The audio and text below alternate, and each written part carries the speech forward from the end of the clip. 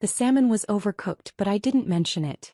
My mother had spent 3 hours preparing this family dinner, and criticizing the food would only add fuel to a fire that was already burning pretty hot. My sister Rachel was on her 4th glass of wine, gesturing wildly as she talked about her company's upcoming initial public offering. "The valuation is incredible," she said, her voice getting louder with each word. "We're looking at 800 million, possibly breaking $1 billion depending on investor interest. Goldman Sachs is lead underwriter. Morgan Stanley came begging to be involved. This is the kind of deal that defines careers." "We're so proud of you, sweetheart," my father said, beaming at her from across the table. Robert Chin had always favored Rachel. His firstborn, his golden child, his perfect daughter who'd done everything right. Stanford MBA, 5 years at McKinsey, then founding her own fintech startup that had somehow caught fire in the venture capital world. "It's really impressive, Rachel," I said genuinely. "You've worked hard for this." She turned to look at me, and there was something in her expression I didn't like. Something contemptuous and sharp. "Thanks, Maya. I'm sure you understand about 10% of what I just said, but I appreciate the sentiment." I took a sip of water and said nothing. "Rachel, don't be rude," my mother said, but she was smiling as she said it. Linda Chin had a way of correcting her children that made it clear which corrections were real and which were performative. This was definitely the latter. "I'm not being rude, Mom. I'm being realistic." Rachel refilled her wine glass, sloshing a little on the white tablecloth. "Maya runs a cute little online shop. She sells jewelry or candles or whatever. It's nice. It's a hobby. But it's not the same as building a real company. A scalable company. The kind of company that goes public and creates actual wealth." "I sell artisan goods from independent creators," I said mildly. "Jewelry, yes. Also pottery, textiles, art prints, handmade furniture. It's a curated marketplace." "Right. Etsy, but with pretensions." Rachel laughed, looking to our parents for support. They both chuckled obligingly. "Look, I'm not trying to insult you. I think it's great that you have a little business. Keeps you occupied. Gives you something to do. But let's not pretend it's in the same category as what I'm doing. I'm disrupting an entire industry. I'm creating technology that will fundamentally change how people interact with financial services. You're selling hippie crafts." My father nodded seriously. "Rachel's right, Maya. What she's built is extraordinary. Enterprise-level software, institutional clients, venture capital funding. That's real business. That's the kind of thing that makes a difference in the world." "Your online shop is fine for what it is," my mother added, in the tone she might use to praise a child's finger painting. "But it's not exactly in the same league." I cut another piece of salmon, chewing slowly while I considered my options. I could end this conversation right now. I could tell them the truth. But something stopped me, the same thing that had been stopping me for 3 years. Curiosity maybe. Or perhaps a desire to see how far they'd push it. "I'm happy with what I do," I said simply. "That's the problem," Rachel said, leaning forward. Her eyes were bright with wine and something else. Malice maybe, or just the casual cruelty that came easily to her. "You're too happy. You're too comfortable. You're 34 years old, Maya.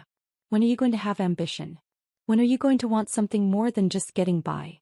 "I'm not just getting by." "Really? Because from where I'm sitting, you're living in a rent-controlled apartment in the old district, driving a 10-year-old Subaru, and running a website that probably generates what, 50,000 a year in revenue? Maybe 100,000 if you're lucky?" "Something like that," I said, which was technically true if you ignored several zeros. "Exactly my point.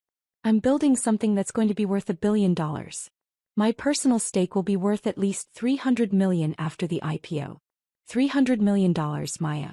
And you're excited about your little online shop that might clear 6 figures." She shook her head, a gesture of pity that made my jaw tighten. "It's just sad. You had the same opportunities one did. Same education, same parents, same advantages. But you chose to play it safe. You chose small." "I chose what made me happy," I said. "Happiness doesn't build wealth," my father interjected. "Rachel understands that. She's willing to work 16-hour days, to sacrifice, to push herself. That's what separates successful people from people who are just comfortable." The implication was clear. Rachel was successful. I was just comfortable. Rachel was building something real. I was playing at business. "The IPO is next month," Rachel continued, apparently not done with her lecture. We're pricing at $42 per share. The roadshow starts in 2 weeks. I'll be in New York, Boston, San Francisco meeting with institutional investors. This is the culmination of 7 years of work. 7 years of 80-hour weeks, endless pitches, constant stress. But it's worth it. Because I'm not settling for comfortable. I'm not settling for small. We should toast, my mother said, raising her wine glass. To Rachel and her incredible success. We all raised our glasses. I noticed my parents didn't toast to both their daughters, just to Rachel. Just to the success story. The comfortable one didn't merit celebration. You know what you should do, Maya? Rachel said after we'd drunk. You should sell your little shop. Take whatever money you can get for it. Probably not much, but maybe someone would buy the domain name and customer list. Then you should get a real job. I might be able to help you. Once we're public, we'll be expanding our marketing department. I could probably get you an entry-level position. It wouldn't pay much, maybe $60,000 to start, but it would be a real career. Real benefits. Real growth potential. That's a wonderful idea, my mother said enthusiastically. Maya, you should seriously consider it. Working for Rachel's company would be such an opportunity. An entry-level marketing position, I repeated carefully. Everyone has to start somewhere, Rachel said. I know you're probably used to being your own boss, making your own hours, all that freelancer flexibility. But that's not how real companies work. You'd need to be in the office 9 to 6 minimum. You'd need to report to a manager. You'd need to actually perform and meet metrics. It would be an adjustment, but it might be good for you. Teach you some discipline. I appreciate the offer, I said. Think about it seriously, my father urged. Rachel's giving you a chance here. A chance to be part of something big. Don't let pride get in the way of a good opportunity. Pride has nothing to do with it, Dad. Doesn't it? Rachel leaned back in her chair, studying me with that same contemptuous expression. I think you're embarrassed, Maya. I think you're embarrassed that your little online shop isn't impressive, so you're clinging to it because admitting failure would hurt your ego. But here's the thing. It's not failure to recognize your limitations. It's maturity. You tried the entrepreneur thing and it's fine for what it is, but it's not a real business. Just admit that and move on. Rachel, that's a bit harsh, my mother said, but again her tone suggested she didn't really disagree. I'm being honest. Someone needs to be. Rachel finished her wine and reached for the bottle again. Maya's been playing businesswoman for how long now? 5 years. 6. And what does she have to show for it? A website. Some inventory. Maybe a couple thousand customers. That's not a business, that's a hobby that makes a little money. Meanwhile, I've built a company with 300 employees, 40 million in revenue, and investment from some of the most prestigious VC firms in the country. See the difference? I see it, I said quietly. Do you? Because I'm not sure you do. I'm not sure you understand what real success looks like. She was slurring slightly now, the wine catching up with her. You know what the difference is between you and me? Ambition. Vision. I saw an opportunity in the market and I seized it. I built something from nothing. I worked my ass off while you were selling handmade macrame plant hangers or whatever the hell you sell. Rachel, language, my father said mildly. Sorry, Dad. But I'm just frustrated. Maya could have been something. He's smart enough. She went to Berkeley, got a good degree in business economics. But then she just gave up. Started this little online boutique thing and called it entrepreneurship. And now she's 34 with nothing to show for it. I have something to show for it, I said. What? The website. Congratulations. I have a platform that processes $2 billion in transactions annually. I have technology that's patent protected. I have a cap table that includes Sequoia, Andreessen Horowitz and Peter Thiel. What do you have? I could have answered. I could have ended it right there. But I was curious now. I wanted to see how far she'd go. I have a business I'm proud of, I said. Rachel laughed, an ugly sound. Proud. Great. You're proud. But pride doesn't pay bills, Maya. Pride doesn't build wealth. Pride doesn't create a legacy. You want to know what creates a legacy? What I'm doing. Taking a company public, creating shareholder value, building something that will outlast me. That's a legacy. Your online shop? That's a footnote. My mother reached over and patted my hand sympathetically. We just want you to have security, sweetheart. Financial security. Rachel's going to have that after the IPO. She'll never have to worry about money again. We worry about you. What happens if your shop fails? What happens when you're 50 and still selling crafts online? I'll be fine, Mom. Will you though? My father asked. You're not getting any younger, Maya. You don't have a husband, you don't have children, you don't have a retirement plan that we're aware of. At some point you need to think about the future.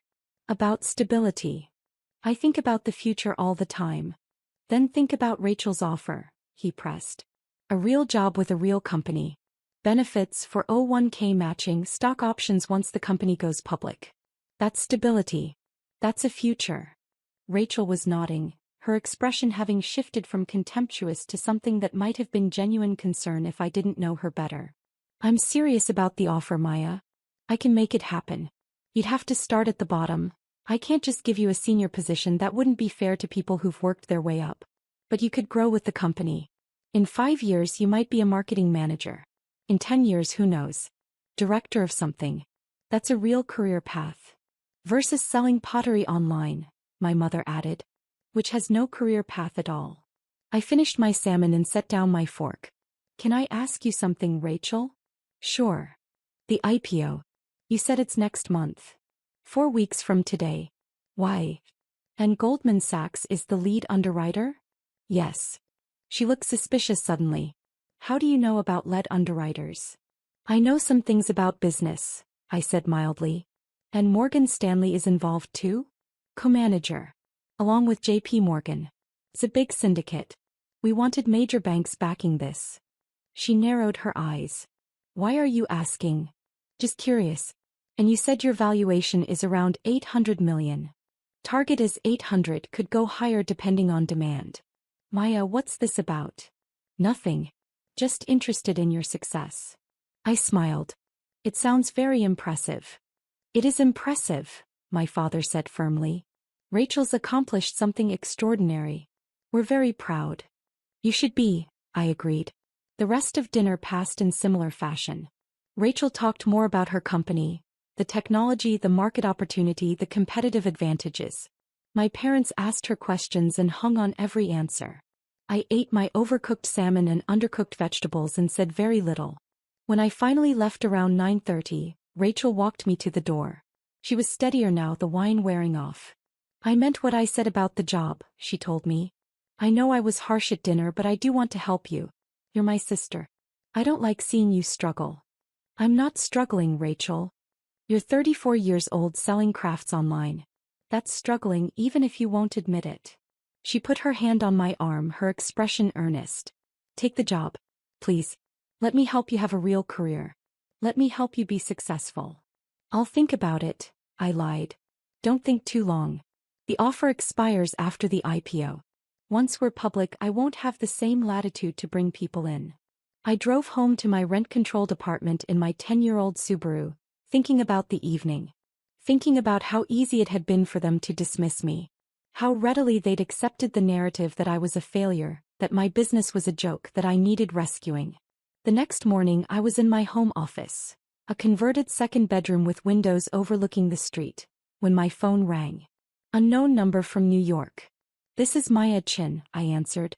Miss Chin, this is David Rothstein from Goldman Sachs. I apologize for calling so early. Do you have a few minutes to discuss an urgent matter? Of course. It's regarding the IPO for Apex Financial Technologies. Your sister's company. I said nothing, waiting. I'm the managing director handling the offering, David continued.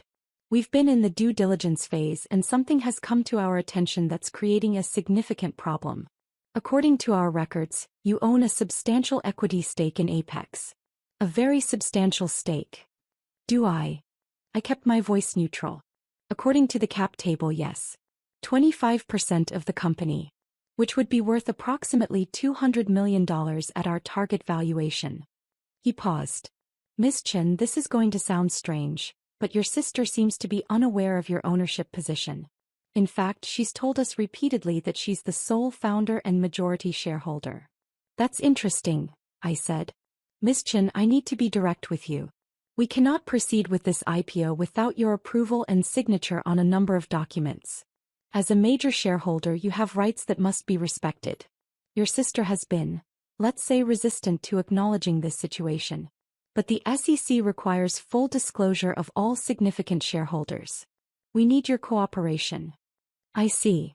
Additionally, there's the matter of your lockup agreement. As a major shareholder, you'll be restricted from selling your shares for 180 days after the IPO. This is standard, but you need to sign off on it. And we need your biographical information for the S-1 filing, the prospectus that goes to investors. Your name, your background, your relationship to the company. Mr. Rothstein, can I ask you something? Of course.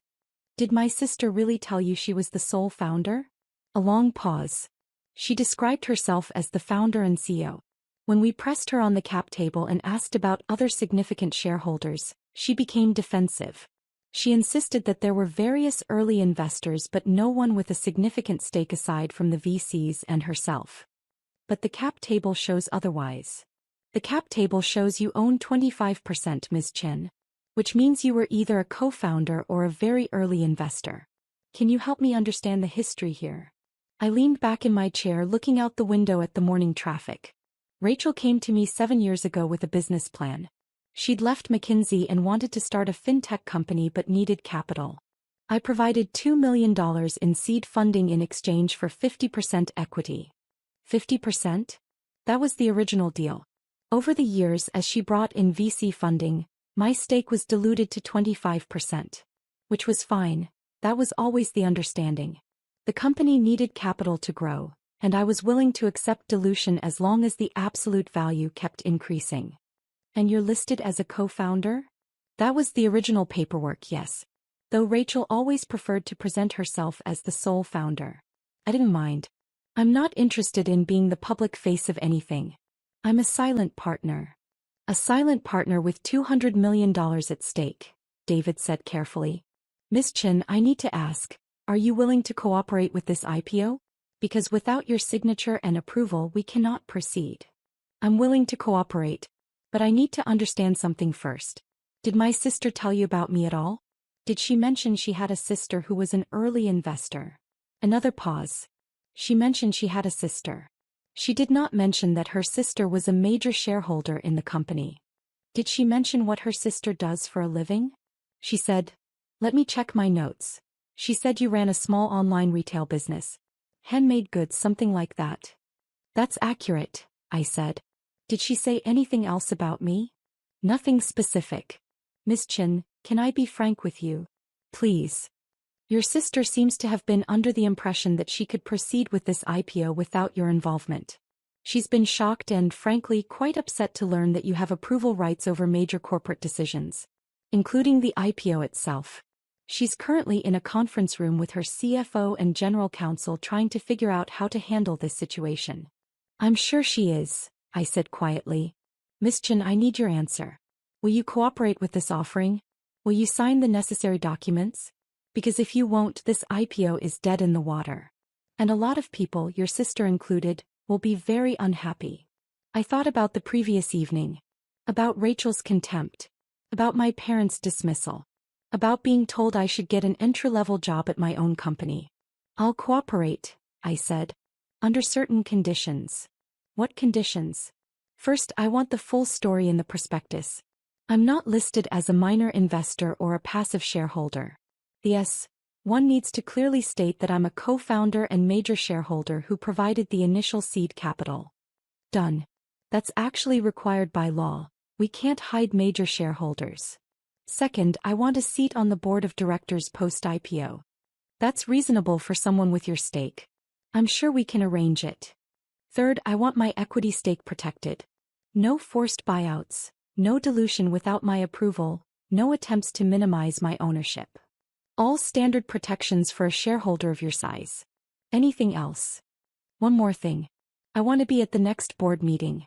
The one where Rachel explains to the directors why she forgot to mention that her sister owns 25% of the company. David was quiet for a moment. Ms. Chen, are you and your sister not on good terms? We're on excellent terms, I said. She offered me a job just last night. Entry-level position in marketing. Very generous of her. Oh. A long pause. Oh. I see. Do you? I'm beginning to. Miss Chin, I'll have my team send you the documents. But I should warn you, your sister is going to have to call you. She needs you to cooperate, and I think she's just realizing how badly she needs you. I'm sure she'll figure it out, I said. We hung up. I went back to my computer, back to the little online shop that my family found so amusing. The shop that was actually the public-facing element of a larger e-commerce platform I'd built over 10 years. The platform that currently operated in 12 countries had 15 million registered users and generated 300 million in annual revenue. But they didn't need to know that yet. My phone rang again at 10:30. Rachel's number. I let it ring 4 times before answering. Hey Rachel. Why? Her voice was strained. We need to talk. Sure. What about? About Apex. About the IPO. Maya, did Goldman Sachs call you? They did. And did they explain the situation? They mentioned something about me being a shareholder. Was that what you wanted to talk about? Silence. Then, why didn't you tell me they were going to call? I didn't know they were going to call. I assumed they found my information on the cap table. You know what I mean. Why didn't you tell me you were going to be a problem? I'm not a problem, Rachel. I'm a co-founder and major shareholder. That's different. Co-founder. She said it like it tasted bad. Maya, we need to get our story straight. The investment bankers are asking questions. The lawyers are asking questions. I need you to work with me here. What story did you want to tell? The truth. That you provided some early capital, that I built the company, that you've been a passive investor. Some early capital, I repeated. Rachel, I gave you $2 million. That was all my money. Everything I'd made from selling my first company. Your first company? He sounded confused. You mean your online shop? No. My first company. The one I sold when I was 28 for $8 million. The software platform I built in my early 20s. The one that provided the capital I invested in your startup. The silence stretched so long I thought the call had dropped. Why? Rachel's voice was very small now. What are you talking about? You never asked, Rachel. You needed money to start Apex and I had money. You assumed I'd gotten lucky somehow, maybe had a rich boyfriend or inherited it. You never asked where the 2 million came from. You just took it. But you sell pottery online. Candles. Hippie crafts. I own a curated marketplace platform called Artisan Collective, I said calmly. It's one element of a larger e-commerce ecosystem I've built. We operate in 12 countries. 15 million users. 300 million in annual revenue. The little online shop you've been making fun of is a billion-dollar business, Rachel. We've been planning our own IPO for next year. That's impossible. It's very possible. I've been building it for 10 years. I'm just quiet about it. I don't like publicity. I don't like being the center of attention. I like running my business and living my life without fanfare. 300 million in revenue? She sounded dazed. Give or take. Last year was 270, this year we're on track for 320. I've been approached by Amazon and Alibaba about acquisition, but I'm not interested in selling. I like running my own company. But you drive a Subaru. I like my Subaru. It's reliable. And you live in that apartment. I own the building actually. Bought it 6 years ago as an investment property. I live in one unit and rent out the others. It's good cash flow. Rachel made a sound that might have been a laugh or a sob. You let us think you were a failure. You never asked if I was successful. You assumed I was a failure and I let you keep assuming it. Why? Because I wanted to see what you'd do. How you'd treat me. Whether you'd be kind or cruel. I paused. You chose cruel, Rachel. You, Mom and Dad. You all chose cruel. Maya, I'm sorry. I didn't know. You didn't want to know. There's a difference. You wanted me to be a failure because it made you feel superior. It made your success mean more if I had less. That's not true. It is true. And now you need something from me. You need my signature. My approval. My cooperation. Because without it, your IPO doesn't happen. Your $300 million payday disappears. All those years of work mean nothing if I don't sign the documents. Maya, please. I'm going to sign them, Rachel. I'm going to cooperate. Because I'm not cruel like you are. But I want you to understand something first. What? You offered me an entry-level job at my own company. You told me I needed to learn discipline. You said my business was a hobby that makes a little money. You said I'd chosen small.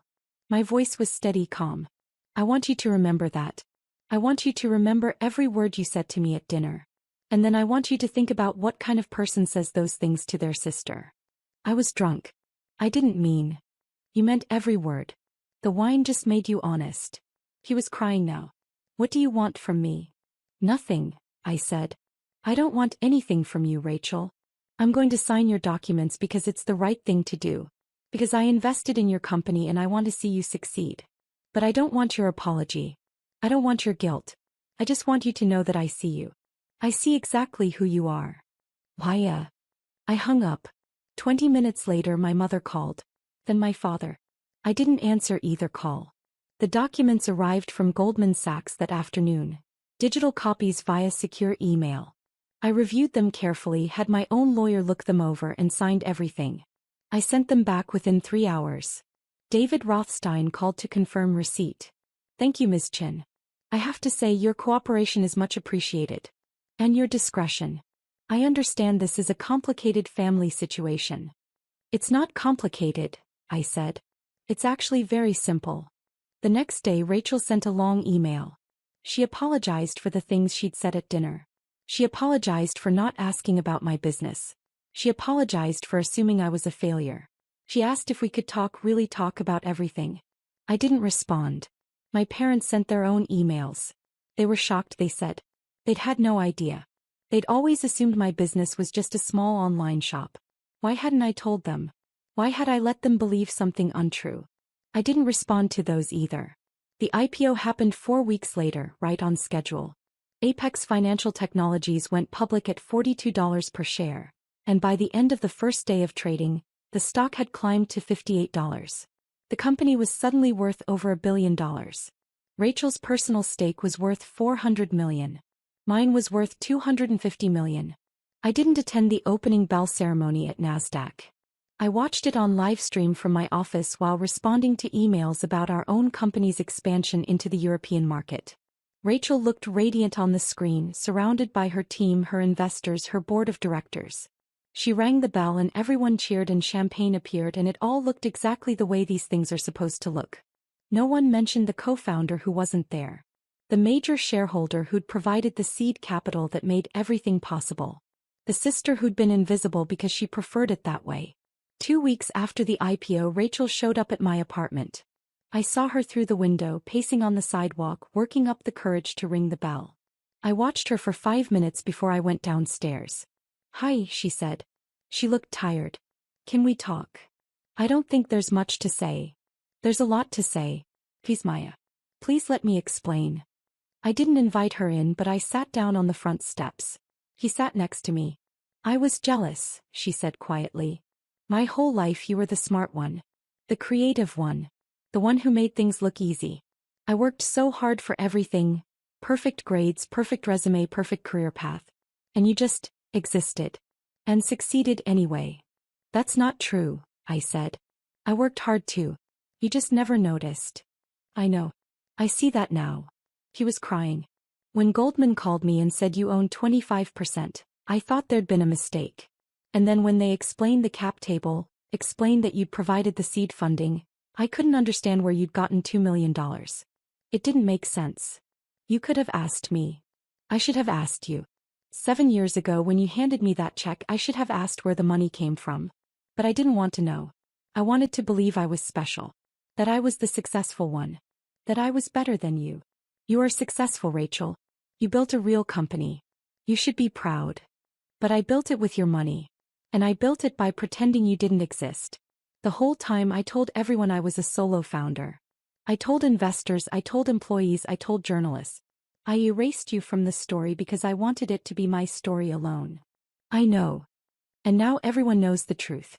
It's in the S1 filing, it's in every article about the IPO. Co-founded with her sister Maya Chin, who provided initial seed funding. Everyone's asking who you are. What your background is. And I don't know what to tell them because I don't know you. I don't know my own sister. We sat in silence for a while. Cars passed. A dog barked somewhere down the street. I have a board meeting next month, Rachel said finally. Directors want to meet you. Want to understand your vision for the company going forward. I don't have a vision for the company. It's your company, Rachel. You built it. You run it. I was just early capital. You're more than that. You're a co-founder. A major shareholder. You have rights. You have a voice. I don't want a voice. I want you to succeed. Why? After everything I said, everything I did, why would you want me to succeed? Because you're my sister, I said simply. And because I'm not like you. I don't need you to fail for me to feel successful. She flinched like I'd hit her. That's what I did, isn't it? I needed you to fail. Yes. I'm sorry. She was sobbing now. I'm so sorry, Maya. I'm sorry for everything I said at dinner. I'm sorry for not asking about your life. I'm sorry for assuming the worst. I'm sorry for being cruel. I know you are. Can you forgive me? I thought about it. Really thought about it. I don't know, I said honestly. Maybe eventually. But not today. What can I do? Nothing. Just be better. Be kinder. Stop assuming you know everything about everyone. Stop needing to be the only successful person in the room. She nodded, wiping her eyes. Mom and Dad want to talk to you too. I'm sure they do. They feel terrible. They should. Rachel stood up slowly. I'm going to do better, Maya. I promise. I'm going to be the sister you deserved all along. We'll see, I said. She left. I went back inside, back to my office, back to my little online shop that was worth more than Rachel's company and had been built without anyone's approval or validation or support. My phone buzzed. Email from my CFO with the latest revenue numbers. We were having our best quarter yet. The European expansion was exceeding projections. 2 more countries were launching next month. I smiled and got back to work. Because that's the thing Rachel never understood. I didn't need the IPO. I didn't need the public validation, the press coverage, the dramatic NASDAQ ceremony. I didn't need any of it. I just needed to build something I was proud of. Something that mattered. Something that was mine. And I'd done that. Quietly. Successfully. Without anyone's permission. The IPO money would be nice. $250 million would open up new investment opportunities, new expansion possibilities. But it wouldn't change who I was or what I'd built. I was already successful. I'd been successful for years. Rachel was just figuring that out now. And my parents? They'd sent another email that morning. They wanted to have lunch. They wanted to celebrate my success. They wanted to understand my business. I'd respond eventually. Maybe. When I felt like it. But for now I had work to do. Real work. Building something real. Not for them. For me. Because that's what success actually looks like. Doing what you love, building what matters to you, and not caring whether anyone else understands it or approves of it or even knows about it. Rachel had her IPO and her billion-dollar valuation and her press coverage.